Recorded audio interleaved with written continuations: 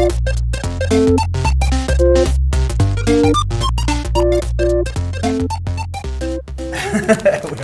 all gonna have a pile we're betting with. Here's your betting material. Here's your betting material. Candy. I'll have this. See, this makes me look like I have all the hops. So, just kidding. I wouldn't recommend it. So, we have some hops here.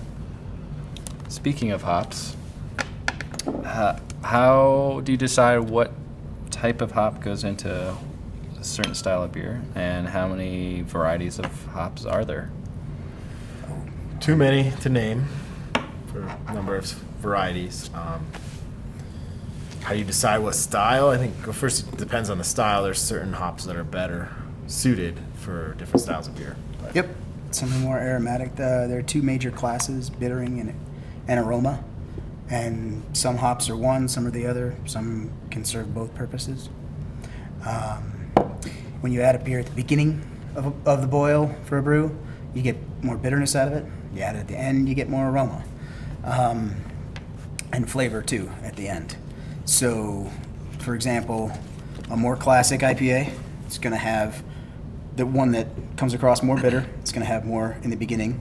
And then something that's less bitter, has a lot more of those fruitier flavors. It's going to have a lot more late addition hops. Different hops have different flavors. There are descriptors given by the growers, and they range herbal, fruity, floral, tropical. Sometimes they reference specific fruits, like peach, apricot. Citrus is pretty common. Orange, yeah. pineapple. So you decide what you want your beer to taste like first, and then you decide which hops to use from that. Or sometimes you get a new hop variety and you're just like, let's see what it does. Huh.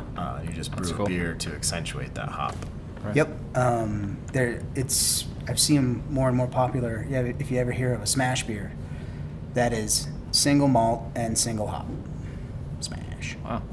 And But I that think- is one malt, so that it's a very basic malt bill. It's the same flavor from the malt, and then the single hop, so you can see what that hop does in each stage of the And brew. a lot of breweries now are even just doing single hop IPAs and kind of just rotating that so that they have the same grain bill. They don't change that at all, and then they just change the hops and really don't change even the hopping schedule or the amounts. They just change the hop.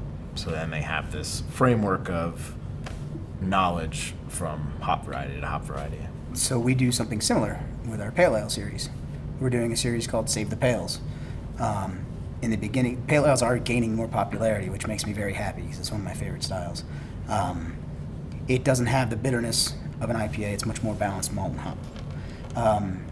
So our series is the same malt bill every time, and we just change the hops. We've used one. Did we use one time or three one time? But usually it's just two hops. Usually it's two. Just two hops. And then Are there certain regions, for certain types of hops?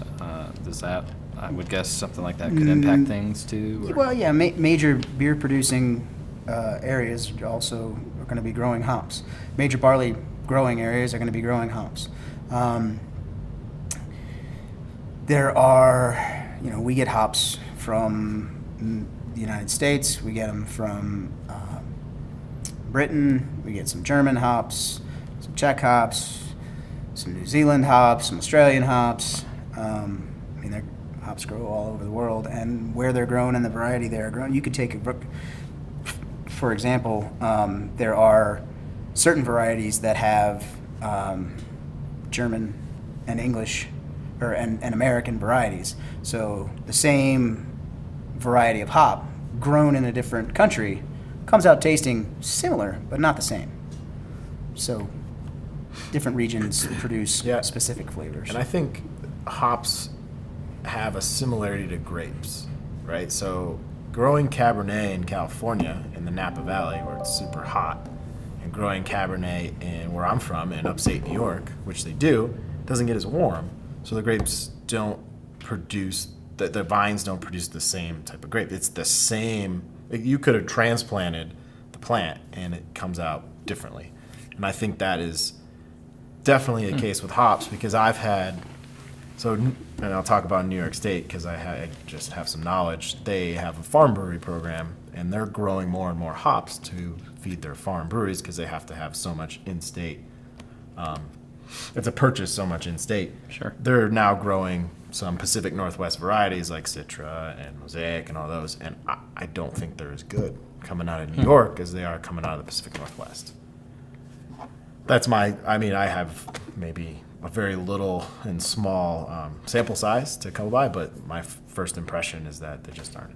They aren't as floral or as pungent in aroma and don't come out quite as juicy as the stuff from the Pacific Northwest. So even though New York State was the #1 hop producer High raise. in the country back before Prohibition. You're all in? All in. All right. That's not fair. That's the way the game's played, man. All right, What do you- I'll call. All right, well, let's see what happens. Wowza. Uh-oh. Cleaned it out. Uh-oh. Wow, that really looks like nobody really won anything high except card. for the queen high. Yeah. Man, All the hops are mine. That's one off straight. So let's see.